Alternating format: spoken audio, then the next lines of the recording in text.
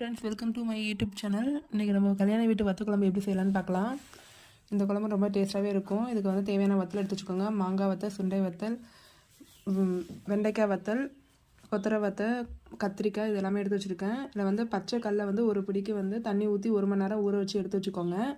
அதுக்கப்புறம் நம்ம எடுத்து வச்சுருக்க வத்தல்லாம் 2 டைம் நல்லா அலசிட்டு தண்ணியில் ஊற வச்சுக்கலாம். இது வந்து 1 ஹவர் ஊறினா போதும். கடலையும் வத்தலும் இந்த மாதிரி 1 ஹவர் ஊற வச்சு எடுத்ததுக்கப்புறம் இதே டைமில் நம்ம புளியும் ஊற வச்சு எடுத்துக்கலாம். உங்களுக்கு குழம்பு எவ்வளோ தேவைப்படுதோ அந்தளவுக்கு புளி ஊற வச்சு எடுத்துக்கோங்க. இப்போ வந்து குழம்புக்கு தாளிப்பு ரெடி பண்ணுவோம். ஃபஸ்ட்டு நல்லெண்ணெய் வந்து தேவையான அளவு ஊற்றிக்கோங்க. அதுக்கப்புறம் விளக்கெண்ணெய், ஆமணக்கு எண்ணெய் ஊற்றிக்கோங்க. அதான் வந்து வத்த குழம்புக்கு நல்லா டேஸ்ட்டாக இருக்கும். அதுக்கப்புறம் நம்ம அது வந்து கருவடை போட்டு தாளிக்க போகிறோம். தாளிப்பு வடகம்னு சொல்லுவோம்ல, அதை வந்து போட்டு தாளிக்கணும். அப்போ தான் வந்து வத்த குழம்பு நல்லா டேஸ்ட்டாக இருக்கும். இது நல்லா பொரிஞ்சதுக்கப்புறம் வெங்காயமும் தக்காளியும் ஆட் பண்ணிக்கோங்க. இதுக்கு வந்து சின்ன வெங்காயம் கிடச்சா கண்டிப்பாக சின்ன வெங்காயம் முழுசாக போட்டுக்கோங்க. அது நல்லாயிருக்கும். என்கிட்ட இல்லாதனால இப்போ வந்து பெரிய வெங்காயம் ஆட் பண்ணியிருக்கேன்.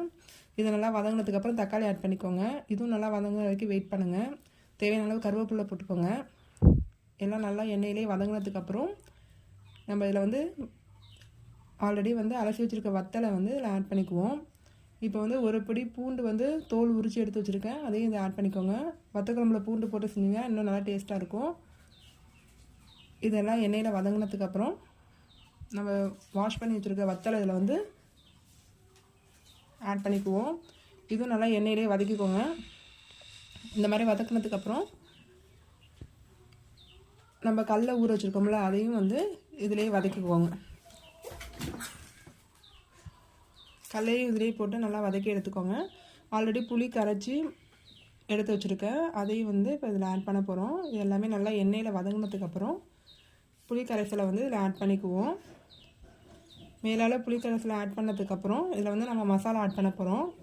தனி மிளகாய் தூள் ஆட் பண்ணிக்கோங்க 2 ஸ்பூனு, மல்லித்தூள் ஆட் பண்ணிக்கோங்க, மஞ்சத்தூள் ஆட் பண்ணிக்கோங்க. இதெல்லாம் வந்து உங்களுக்கு தேவையான அளவு ஆட் பண்ணிக்கோங்க.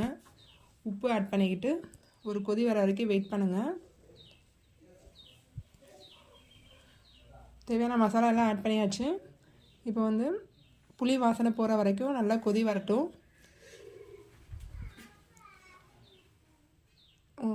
இது நல்லா கொதி வர வரைக்கும் வெயிட் பண்ணுவோம்.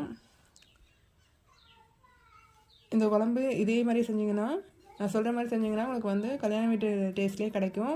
ஒரு நாளைக்கு வச்சிங்கன்னா 3 நாளைக்கு நம்ம வீட்டில் குழம்பு வைக்க தேவையில்லை. நல்லா டேஸ்ட்டாக இருக்கும். தேவையான அளவு தேங்காய் இப்போ ஆட் பண்ணிக்கோங்க. நல்லா குழம்பு வந்து ஒரு கொதி வந்ததுக்கப்புறம் புளி வாசனைலாம் போனதுக்கப்புறம் லாஸ்ட்டாக தான் நம்ம தேங்காய் ஆட் பண்ணுறோம். தேங்காயில் வந்து சோம்பு போட்டு அரைச்சிருக்கேன்.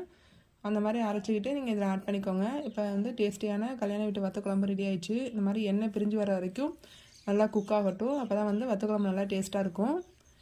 இதில் வந்து நம்ம போட்டிருக்க வத்தல் எல்லாமே இதில் நல்லா வெந்து நல்ல மணமாக இந்த வத்த குழம்பு கல்யாண வீட்டு வத்த குழம்பு மாதிரியே நல்லா டேஸ்ட்டாக இருக்கும். எல்லோரும் செஞ்சு பார்த்துட்டு எப்படி இருக்குன்னு சொல்லுங்கள். Okay guys, for more video follow and subscribe my channel. இந்த வத்த குழம்புக்கு சைட் டிஷ்ஷாக வடவும் இல்லைனா அப்பளம் வச்சுக்கோங்க. இன்னும் நல்லா டேஸ்ட்டாக கல்யாண வீட்டு சுவையிலே கிடைக்கும்.